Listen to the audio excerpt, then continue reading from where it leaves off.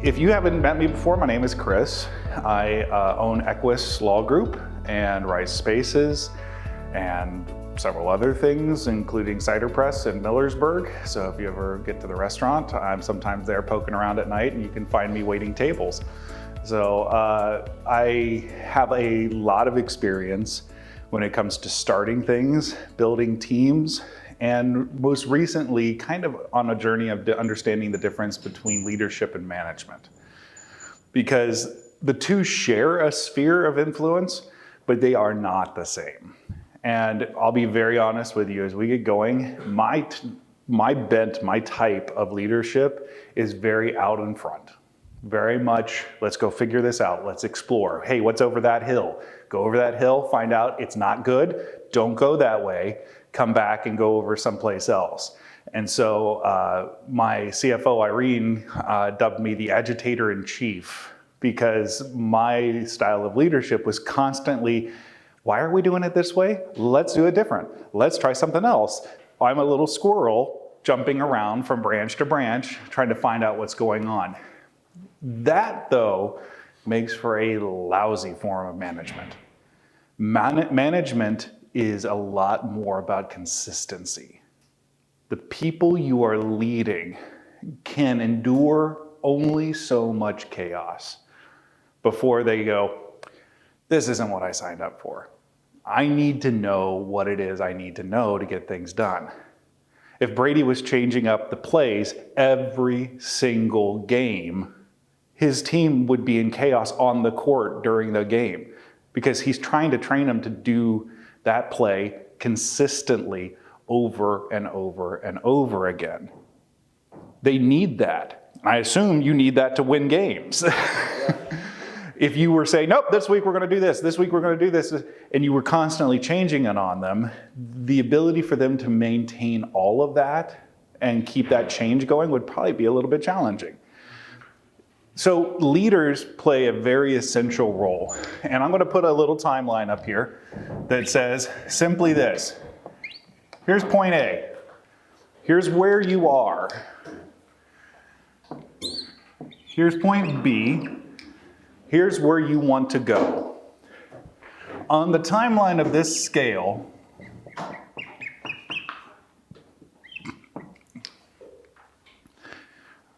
let's say you're about halfway there. Where are you going to put the leader? Closer to A or closer to B?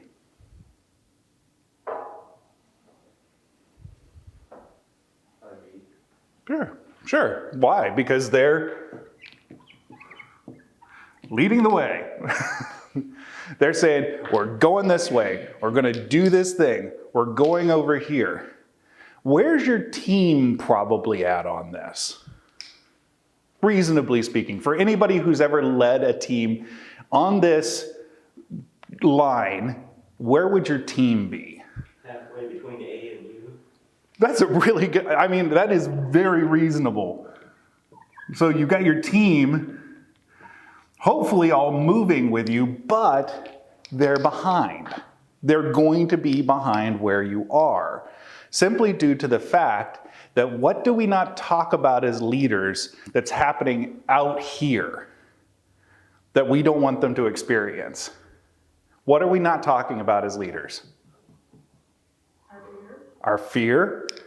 We're not talking about the risk. We're not talking about the things that aren't working, the hurdles, the problems that we're encountering.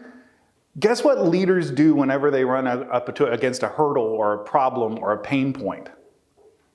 They solve it by however they can figure it out.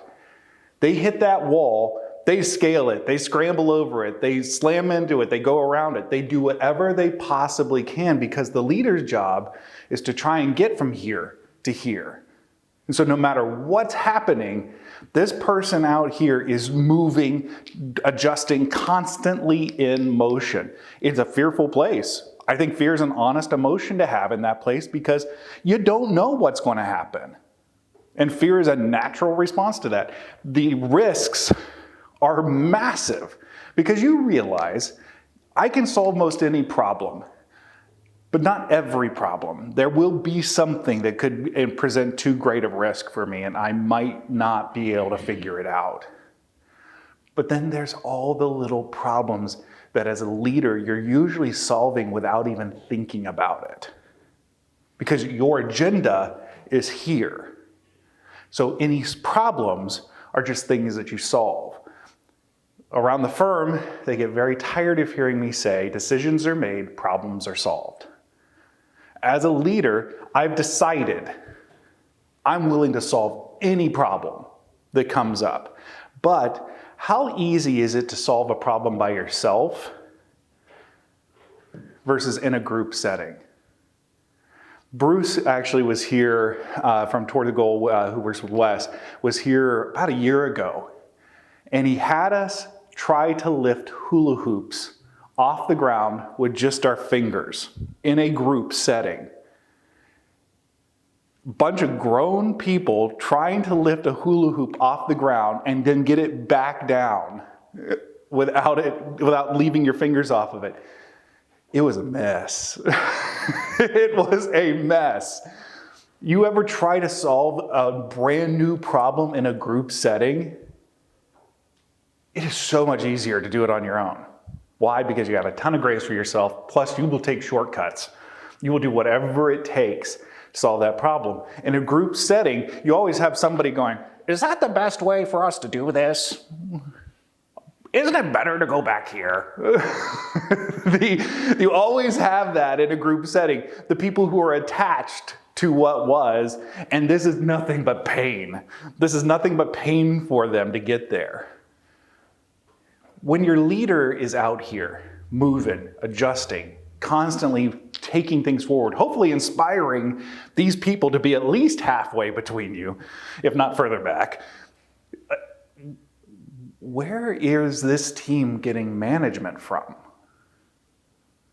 Where is the manager positioned here?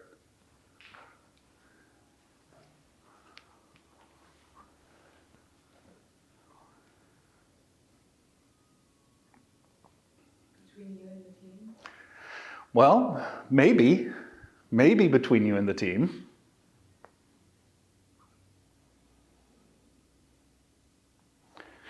I'm going to position this. Your manager is right there. Your manager is in the midst of your team. Because every problem that you jumped over, every problem that you just dodged by yourself because you could as the leader, they're coming across behind you. And as the group, they're stumbling over it. As the group, they're going, how do we get over this again? How do we solve that problem? You ever watch what happens when your team hits a problem that you just glossed over and then they just grind to a halt? I mean, legitimately just like, that's it, they're done. They can't move past this point. And you're like, I moved past that point weeks ago. But you can't even remember how you did it because you just did it. And you try and propose solutions to them as a leader out front, and you're like, well, just step over it. It's like the hula hoops. It is not that simple. A team doesn't just step over something. A team has to have a solution. Why? Because this journey is something they will walk consistently in delivering what you need to deliver as a business. They need this path as smooth as possible. There needs to be problems solved, obstacles eliminated, processes made streamlined.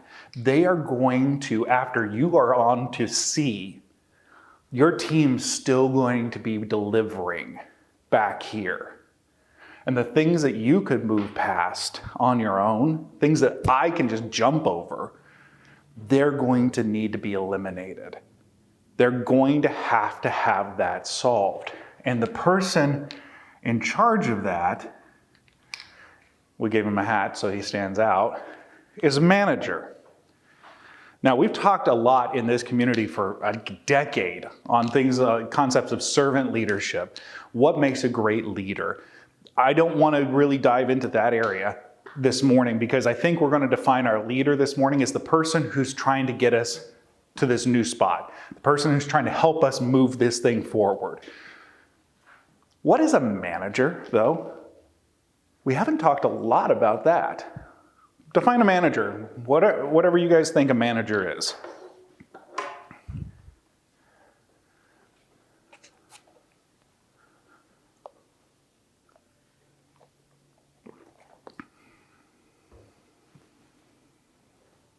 I see a manager as an implementer Implementer? I like that word. We're going to put some words up here. Implementer. versus the leader being the visionary. That's not a derogatory term of imp, but implementer, okay.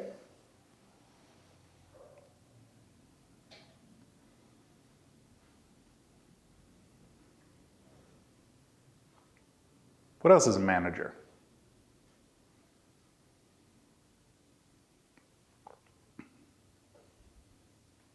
Pick on Brady again. Do you have a team manager? A manager? Yeah, somebody who runs inside the team. Probably. I'd say they're like the first line of holding people accountable. I like that.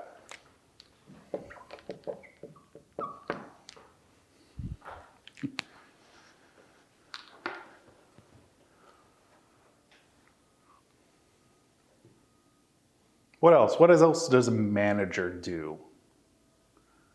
Day to day. Day to day, so operations maybe?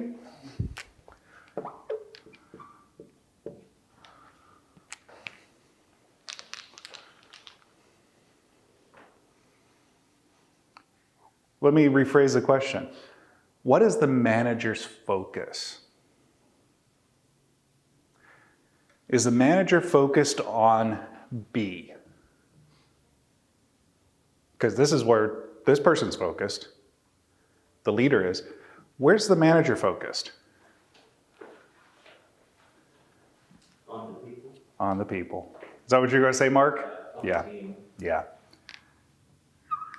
The manager is focused on your people. And this is why the title to today's talk was, Why Good Leaders Can Be Bad Managers.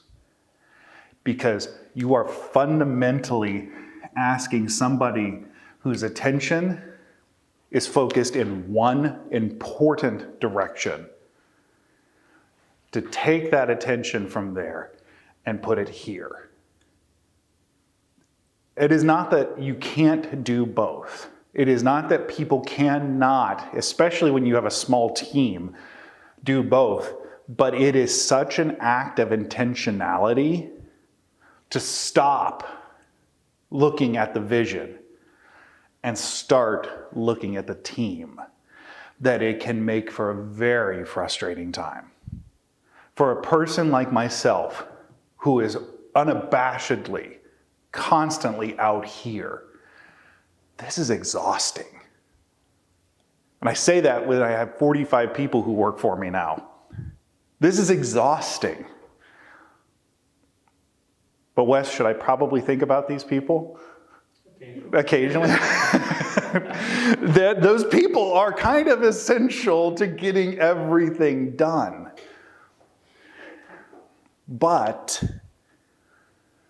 what I lack is the attention to detail necessary to make this path smooth, to solve these problems, to make it so this team is managed well. I can speak great inspiration. I can get people hyped up at our quarterly meetings. I can move things forward. But it comes to Monday following the quarterly meeting, who's taking hold of that to make it happen? Now, I personally have had to learn how to work out of type. I've had to learn how to function. But thankfully, not too much, because I do have some implementers. Now, I do have people who work directly on keeping accountability to what this team says it's going to do. And I do have people working on the day-to-day that frees me more up to be out here. Why is that important? You can talk about me or for yourself. Why is it important that I have people doing that?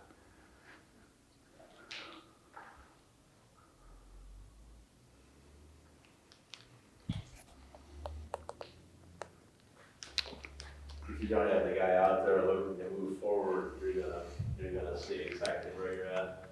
Because as visionaries, we're always looking for the next opportunity.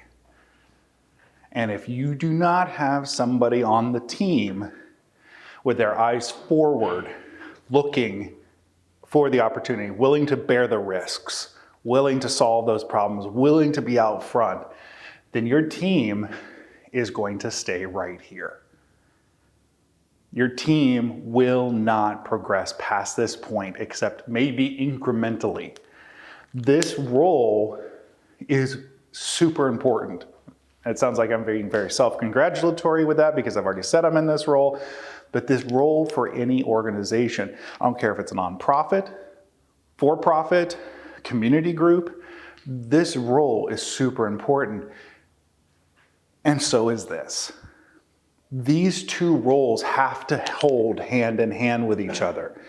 The vision has to yield to some management because there's a reality of what you can get a team to do versus what you think they should be able to do. But management has to be willing to say, we're going here and we're going to figure these things out. It is a hand in hand, but it can also be a very caustic relationship. When your leader's here and your manager's here, you can set up nothing but tension because you're asking them to look in different directions than they're normally set to look in. You have to build relationships, and you also have to be willing to say, this is me, or this is me. You have to be willing to embrace that role. Because if you're going to try and straddle this, I guarantee you, as your team grows, you will be nothing but exhausted.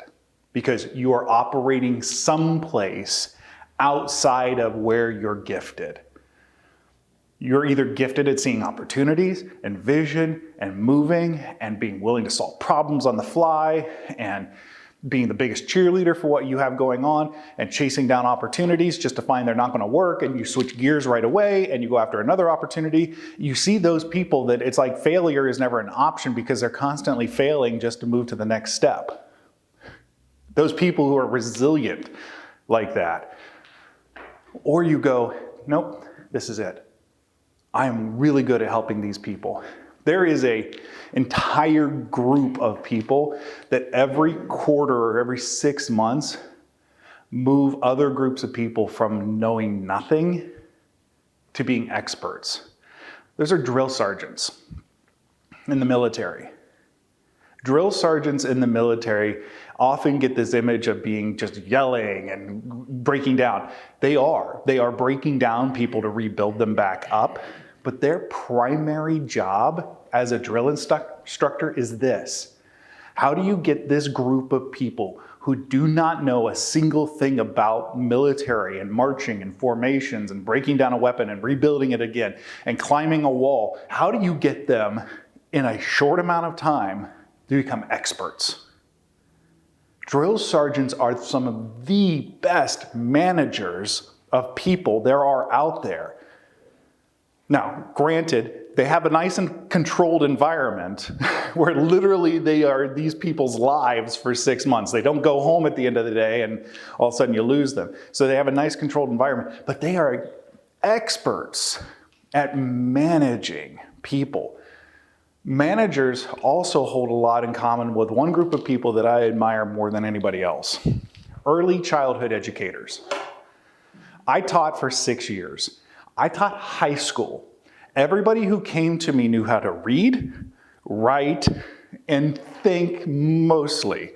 High schoolers sometimes. Early childhood educators get children who have none of those skill sets. If I sat you down across from a child and I said, I want you to teach them how to read, I don't even know where to start. I don't even know how to start helping them recognize their letters, let alone moving to full words, then sentences. Early childhood educators take little people who know nothing. They don't even have the foundational basics. They speak the language. That's about it, and they don't speak it well. And they turn them into people who have skill sets that then build on for the rest of their education. There's something in my brain that just constantly, when I think about it, blows my brain. There are people in this world who can take brand new team members with no knowledge about what you're doing and turn them into competent, skilled team members who contribute. But how many of us, because I worked construction, how many of us got the apprenticeship training of construction? Go pick up the blinker fluid. Go get the board stretcher. The model of teaching was both, sarcastic and unhelpful. You learned literally through the school of hard knocks, and you had to just pick it up by osmosis. And it takes humility and humiliation, usually in that process, to get people to any level of competency. Great managers don't take people, they might still ask them for a board stretcher once in a while. Great managers take the new person you added to your team, set a path in front of them, and say to you, about 6 months from now, they're going to be good. They'll be able to contribute the way you want them to. And they will know how to get them that entire path along. Come back to Brady again. How long do you guys start? How young do you guys start with basketball skills with the kids at Highland? What age range? Kindergarten. You have an entire program that moves them, hopefully, from kindergarten into high school basketball. Somebody built that plan that you guys execute on over and over and over again. That's more than just curating a pool of talent. That's smart. When you have a goal of building an amazing high school basketball team, you've got to think about the process from the beginning forward. Managers do that. Visionaries, not so much. Leaders, not so much. Leaders go, I can get there. The key word being, I can get there. Not we, I can get there. But we've got to get these people there. And this is why good leaders can sometimes be the worst managers. Because we don't break it down to the small parts. We don't make it smooth. We don't solve the problems consistently. And I'll be honest with you, with 45 people who work for me now, it is a refreshing day when somebody's hand doesn't go up going, I've got a problem. Because with teams, that will consistently happen. They will stumble on something that you never, ever would have thought was stumbleable. In high school, I grew too much. I tripped over air pockets because I was ungainly. So in some ways, I sympathize. Teams will trip over air pockets. Things that you just would never have thought would have happened. But you've got to have a great manager. And I think a couple things about a great manager, and I think you guys actually listed most of them. A great manager is concerned about implementing. They're concerned about understanding this vision and understanding how to get the team to execute on this vision. A great leader, or a great manager, is also concerned about accountability, and this gets a super bad rap. Accountability requires the willingness to have confrontation. Now, confrontation also gets a bad rap. But confrontation, I have a friend, he's actually my partner at the restaurant. He said something last fall when we were talking about team leadership and how to build the team at the restaurant that is just stuck in my head. He said, clarity is kindness. The more clear you can be with expectations, the more clear you can be with measuring those expectations, and the more clear you can be with success or failure, the kinder you are being to your team. Because in the absence of clarity, there's confusion. Accountability has a very natural place inside of clear management. It is a very natural extension of this because people understand what to be accountable for. They understand how to succeed. They also understand, I didn't succeed. What do we do now? And what's next? Accountability does not have to be painful. Sure, you have to fire some people sometimes. Sure, it doesn't work out all the time, and that is part of what falls into this category as well. But most of the time, this should be as natural to your team environment as breathing, because it is based upon clarity. This person, they can be unclear sometimes.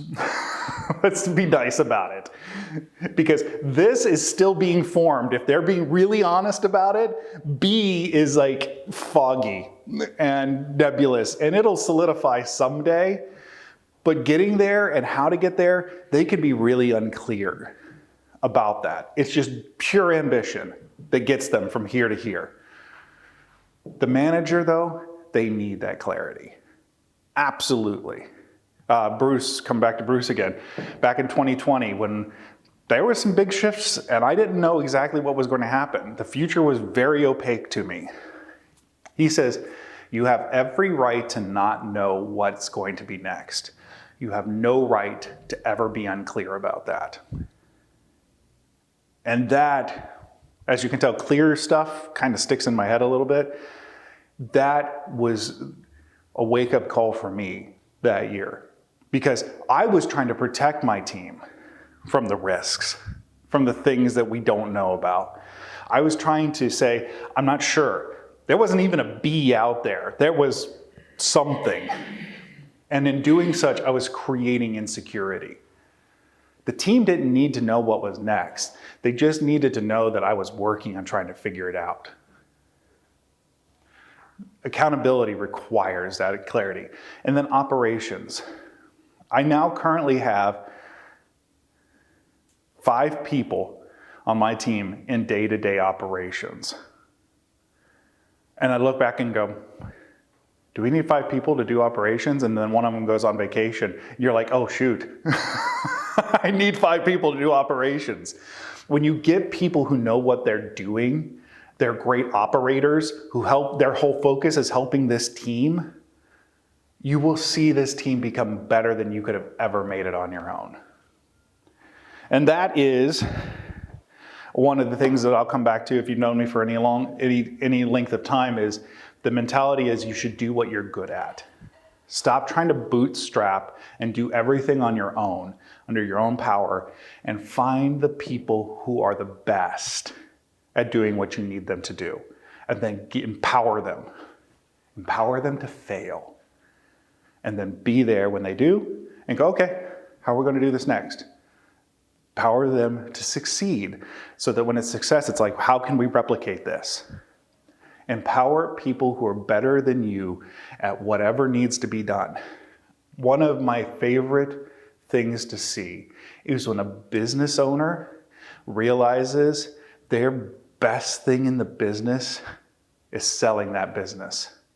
And as the business grows, they're neither one of these. They are not the visionary. They are not the manager. They're the lead salesperson. They're fulfilling the role they were supposed to fulfill that brings that business the greatest amount of value. Because we fall into the understanding that, oh, I'm the owner. I should be the leader. For a while when you're small, yeah, that's true. But over time, I remember talking to Robbie Keim when Robbie brought in Jim Smucker. Robbie had fifth generation Keim, I think. I think he's the 5th generation Keim leader, owner, maybe 6th, I don't know. It gets a little fuzzy. And he said, I know what I'm really good at, and it's not being CEO of Keim. And he brought in an outside leader in Jim who has done amazing work with Keim. And Robbie has found a space inside of that entity where he adds value, it has the most meaning for him, and it's not the head guy.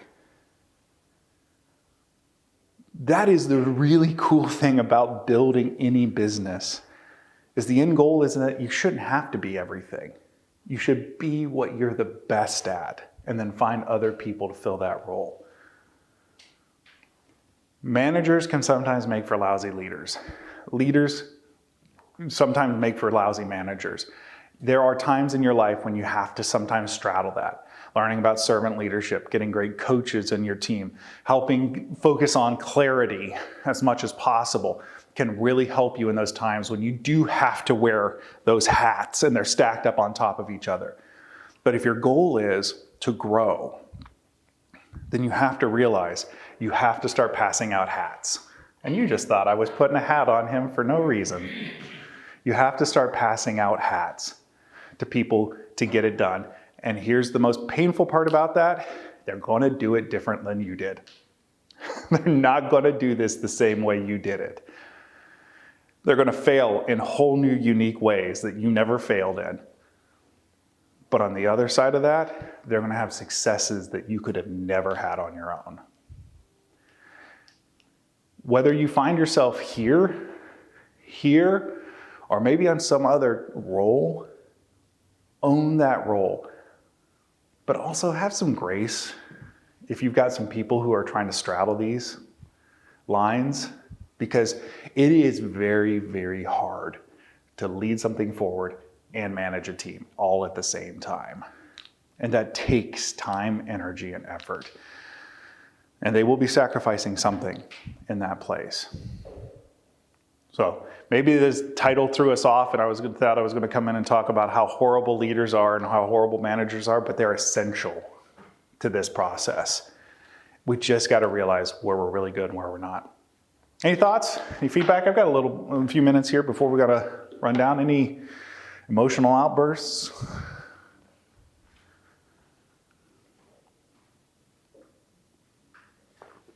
Tyler, anything? No? I think the lack of clarity is something that we see in a lot of businesses. It's one of the bigger ones. And confrontation or conflict is often at part of that with accountability. And so we try to help people understand, confront to understand, not to be right. Right. It's kind of a self-fulfilling prophecy. I know this is going to happen. And yet, why don't we do something then before? I knew he was going to make that decision. So we really, can we ask the right question to figure out what's going on rather than assuming? And it brings the conflict in a different light with a different motive behind it. Mm-hmm. I love that. Reminds me, listen to understand, not to reply. Because when you listen first to understand, you can have a lot more impact on the reply. Wes, you've encountered this a number of times, and since you volunteered, I'll pick on you coming back. How many times does the clarity come too late? The clarity is based out of the frustration of what didn't happen. And when that happens, then you shut down what God has put in that person, maybe, right? The way that they're wired, what they're doing, you bring the clarity after the fact, you shut down any creativity on the front end of it. Yeah. If you put the right who in, they'll figure out the how. That the important part is that the who is right. And if we, as leaders, I believe, we are to align people with how they're gifted. Some people understand that, some people don't know what they're good at. And so if we can do that, and with some questions, with some discovery, then put them in the right seat, it's incredible what they can do from there. But bringing the clarity after that's easy. Anybody can do that. See, I knew that would work. Frustration-based clarity. Yeah. Yeah, no. Any other thoughts, guys? From your experiences, from leadership, from management, from finding where you fit in this limited spectrum that I put up here?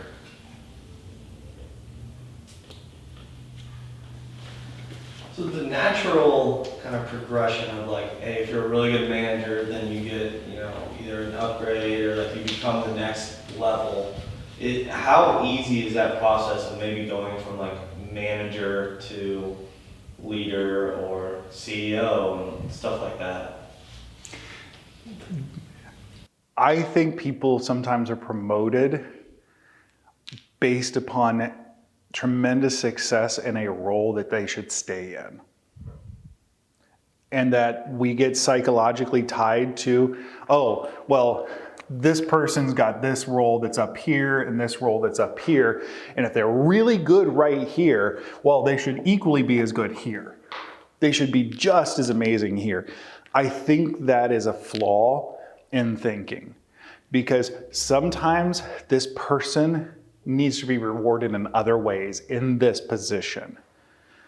Maybe they're motivated by a title change, but fundamentally doesn't change their responsibilities. Maybe they're motivated by a pay increase or bonusings or something, greater vacation times or remote work or whatever it is.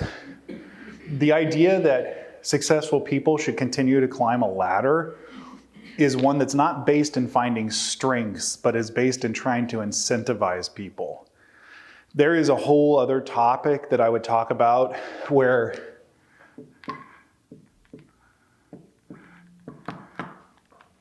I've used this term inside the firm, a replicable and transferable database of knowledge that we have inside the firm. That instead of having everything locked up in one person, everybody has access to what that person does. But it requires that person to put out into the firm and create that and be a part of that. Corporate ladder climbing is all about this person being the only one who knows how to do that. That's a whole other talk, though, that I would talk about how you create a knowledge base of information of how to be successful that people plug into their strengths instead of Brady knows this and he's the only one who knows it. In order to keep him around, I've got to keep moving him forward. Even though you are so much better right here than you are up here at doing this. I will say, though, some people do go on that journey. Some people do progress. They started off in management and they started developing this vision of going, oh, I think we can go. Those conversations, when they start happening, the leaders need to be really tuned into that. Because if you have a great team manager who all of a sudden starts expressing vision and a visionary status, you're going to be asking them to split their attention if you ask them to stay in both roles. If you want to empower them to go this way, you have to be okay with the fact that they're going to be learning this visionary route a little outside of type, and they're going to fail in different ways than you did. And that's going to be frustrating to them because they're coming from this domain to this. You can see people move from visionary to team management. I will tell you, and this is probably a lot of personal bias, that is very hard. That is very, very hard to move this person from the opaque, nebulous, and being okay with that, to getting hyper specific and getting super clear about everything. You will find that they are typically not wired very well to keep that up consistently over time. But I think the better thing is always to say, how can you turn this person's strength into a superpower? How can you maximize their potency? Instead of how can you climb a ladder? How can you create a hierarchy that makes them move? How can you create an incentive that works for them to help them go from good to great to amazing and what their strengths are? And that's a much harder thing than just climbing a ladder and getting title changes. That's a good question. Anybody else?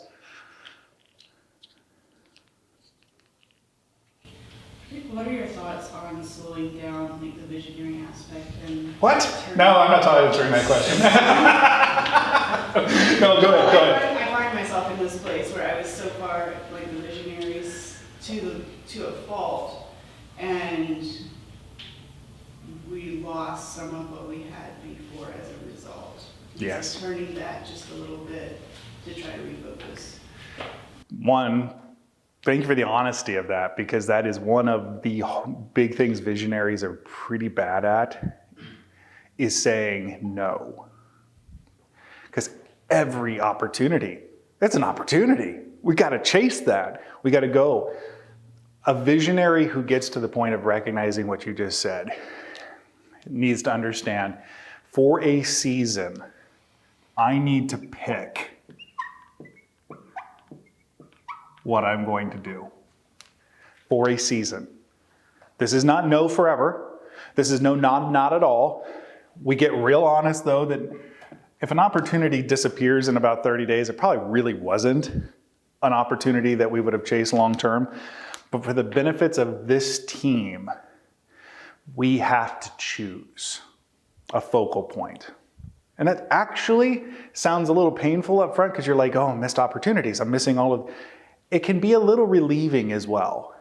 I said this year at the firm, because we now have 6 offices and I've planted an office almost 2 a year for 3 years in a row. I planted offices. I said to my team this year, I will plant no new offices. We will just invest in those offices, in those teams. We hired a couple junior associates to add to their teams in various places and fill them in. And for an entire year, I've committed to not opening a new office. What it actually has done for me is, since I know that's here for later, I'm not even remotely thinking about it. There are so many other new opportunities in the area I've decided to focus on that I can move into that are moving this one thing forward. There is a potency to that choice. That while it feels like, oh, I'm missing this whole field of opportunities, you're actually digging this whole well of depth and opportunity. It's just a different way. And so that's how I'd say, you're not slowing down, you're just focusing. Well, guys, thanks for listening to me this morning. This is something that I've been on a personal journey with and got a long way to go. I'm super grateful for the team that I have that helps me do this so that I can be where I need to be. But that is a journey that has been a while. So wherever you find yourself at on this, understand, if you're intentional about it, find the right people, you can focus where you're going to be the best. And you're going to move things forward into a way that you never had before. So, appreciate it, guys. You have a wonderful Wednesday. Try and stay dry today. I hear we're going to get some rain.